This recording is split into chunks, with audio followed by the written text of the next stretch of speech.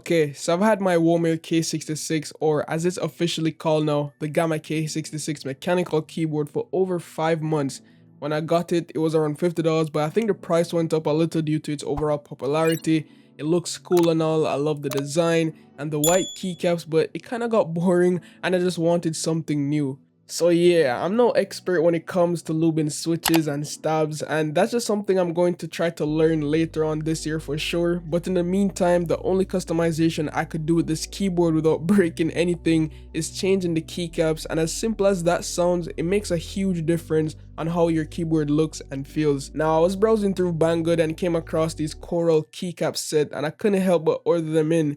It came in a flat cardboard box, and then all the keys are in this plastic dust cover case. It's not the best, but it is what it is. I also got this nice orange keycap puller, which is very good to see, but I tend to always use my wire ones instead because it's just faster overall. I got a total of 108 keys in this set, so it could fill up like a full-size keyboard as well, if you were wondering. I will also make sure to leave all the links down below in the description for you guys to pick this thing up if you're interested. So these are PBT dye supplemented keycaps and will run you around $34 on Banggood. I really like the design and the color scheme. The overall texture felt way more grippier than the white ABS keycaps I'm used to, and after placing all the keycaps on, I realized how much attention to detail there was on each keycap. The legends looks clean in this old school pirate type font. The main keys aren't fully white though, it's more of a washed out Tiffany color. It has hints of sea animals on it like sharks, fishes, and even a starfish, which looks really cool.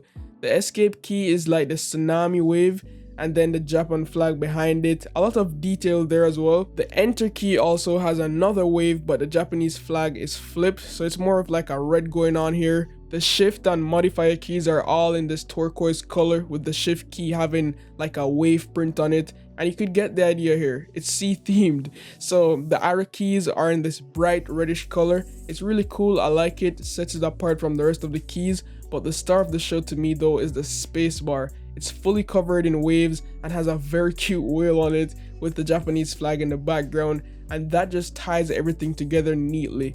And yeah, when I pair this thing with the RGB lighting, it just sets the whole mood and it feels like I have a brand new keyboard.